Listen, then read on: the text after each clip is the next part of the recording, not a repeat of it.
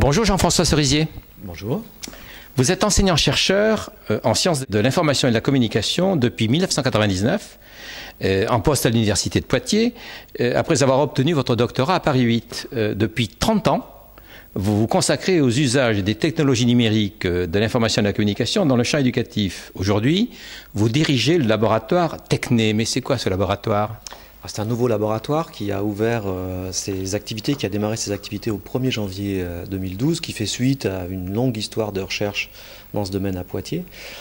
Techné signifie technologie numérique pour l'éducation. Nous travaillons avec une équipe pluridisciplinaire, sciences de l'information et de la communication, sciences de l'éducation, psychologie cognitive et informatique, sur toutes les questions relatives à l'appropriation des technologies numériques dans toutes les activités du système éducatif et des dispositifs de formation.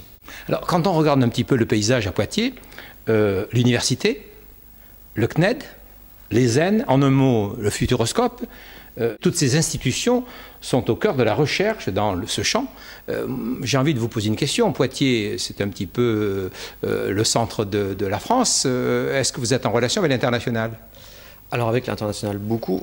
Vous avez cité les établissements qui sont dans notre territoire, mais ça ne nous empêche évidemment pas de travailler au-delà de notre territoire. C'est une bonne base ici pour projeter nos activités et collaborer avec des partenaires de toutes sortes de pays. Nous avons, nous, dans notre domaine, des collaborations très approfondies avec un réseau d'universités en Europe et en Amérique latine, notamment au travers d'un projet et d'un programme Erasmus Mundus. Et plus spécifiquement, dans le cadre de ce programme-là, nous travaillons avec une université espagnole, une portugaise, une mexicaine, une chilienne, une péruvienne et une brésilienne. Et autour de ce réseau de cette université, de cette équipe de cette université, nous avons beaucoup d'autres collaborations de formation et de recherche, toujours dans cette thématique des usages éducatifs des technologies numériques. Vous êtes vice-président de l'Université de Poitiers, organisatrice du campus européen de la Cité des Savoirs. Pourquoi cette université d'été et qu'est-ce que la Cité des Savoirs ? Alors notre campus européen d'été existe depuis longtemps. Il a pris la suite d'une manifestation qui lui ressemblait déjà beaucoup et nous proposons à un public très divers une semaine de manifestations scientifiques, d'échanges, de conférences depuis 1999. Et chaque année, nous choisissons un thème qui est un thème relevant de l'actualité des interrogations que la communauté scientifique et professionnelle se pose autour du numérique dans l'éducation. Alors pourquoi la Cité des Savoirs ? Pourquoi est-ce le campus européen d'été de la Cité des Savoirs ? Eh bien parce que la Cité des Savoirs est justement une organisation qui regroupe tous ces opérateurs de l'éducation qui sont installés dans notre territoire, au Futuroscope, mais pas seulement au Futuroscope, autour à Poitiers même et dans notre région, c'est-à-dire ces grands établissements publics pour lesquels on a eu la chance de bénéficier ici de leur délocalisation en région Poitou-Charentes, mais aussi des organismes locaux et des entreprises, toutes travaillant ensemble depuis quelques années pour développer de façon collective, collaborative, des activités sur cette même thématique. Alors des activités de formation, mais aussi des activités industrielles. L'idée étant de développer un pôle de spécialité, un pôle d'excellence dans notre région sur cette thématique. Alors vous avez choisi cette année comme thème « Qu'apprend-on avec les réseaux sociaux numériques » Pourquoi ce thème ? Le choix était facile. On peut considérer que les réseaux sociaux numériques constituent un fait de société, un fait culturel, un fait anthropologique. Ils existent, ils sont beaucoup utilisés. Selon les sources, on lit entre 800 millions et 1 milliard de comptes Facebook. Selon les mêmes sources, on lit environ 500 millions de comptes Twitter, sans compter les autres plateformes, et avec des usages extrêmement diversifiés, extrêmement nombreux, et concernant beaucoup nos publics. Alors nos publics très jeunes, les élèves des écoles, collèges, lycées, les étudiants de nos universités, mais aussi tout un chacun dans sa position d'individu et sa sphère d'activité privée, mais aussi dans son activité professionnelle, voire d'apprenant lorsqu'il s'agit de dispositifs de formation professionnelle. Donc ce fait de société ne peut qu'interroger les éducateurs que nous sommes pour prendre en considération, pour mieux connaître et mieux prendre en considération ces pratiques, en comprendre les contours, le périmètre, en comprendre surtout le sens pour pouvoir les intégrer dans nos propres dispositifs. Et qu'attendez-vous alors des travaux de cette université sur ce thème ? Alors nous attendons de cette université d'été, comme chaque année, qu'elle suscite un véritable dialogue entre les différentes catégories de public auxquelles la manifestation s'adresse. Donc, vous l'avez vu, il y a des universitaires qui ont là des apports très pointus qui viennent de la recherche, de leur recherche.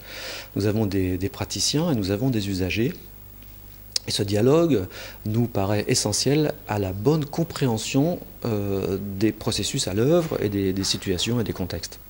Le ministre de l'Éducation nationale a lancé un certain nombre de réflexions. De nombreux ateliers se réunissent pour une refondation de l'école.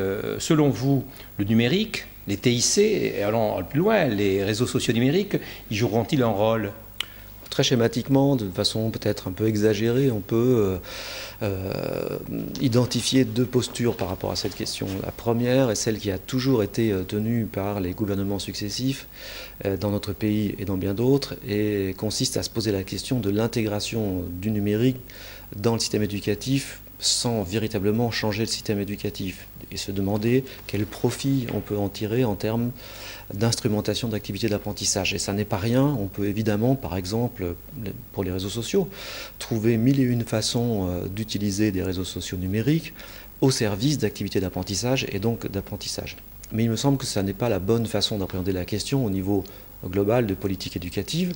L'autre façon d'aborder la question est de se demander quelle école doit-on imaginer dans une société qui est profondément marquée par le numérique. Et l'exemple des réseaux sociaux me paraît être un excellent exemple. On peut se demander de quelle façon la sociabilité des élèves, la sociabilité des enseignants, les échanges, les relations avec les parents, avec les personnels, doit être repensée en fonction des pratiques, des comportements et des valeurs qui sont ceux de nos jeunes, qui utilisent quotidiennement et multi-quotidiennement, si l'on peut dire, ces réseaux sociaux. Donc la question est celle de repenser l'école à l'ère du numérique, plutôt que de se demander quelle est la place du numérique dans une école qui existe déjà. Et j'espère que cette vaste consultation qui a pour objectif de refonder l'école, eh bien, optera pour cette posture-là. Alors, si on a un regard, je dirais, très prospectif, je dirais même peut-être utopique à la limite, dans 20 ans, 2012, ça fait 2030, 32, comment vous voyez l'école ? Dans ces murs ? Hors les murs ? Dans quel espace ? Sur quelle temporalité ? Alors dans 20 ans, c'est-à-dire demain, ou oui, presque aujourd'hui.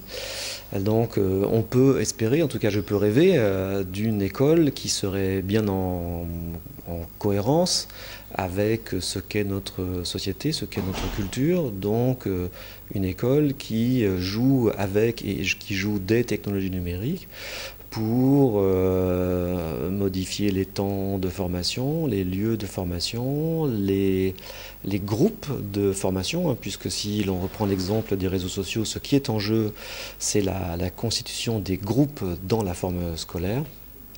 Et l'on peut penser évidemment que l'école n'y perdrait ni son âme ni ses valeurs, mais y gagnerait en consistance et en efficacité, puisque devenant en prise avec la société telle qu'elle est, l'école n'a pas le pouvoir de transformer la société, du moins pas de façon aussi radicale.